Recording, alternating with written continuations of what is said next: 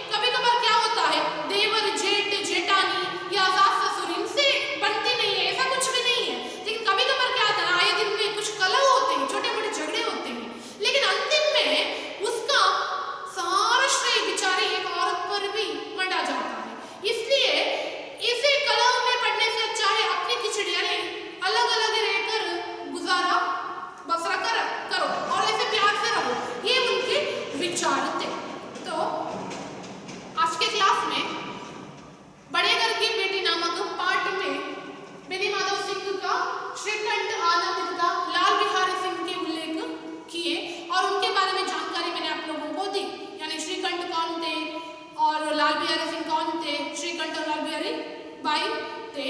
ठीक उसी प्रकार बेनी माधव उनके पिता थे और श्रीकंठ का विवाह आनंदी से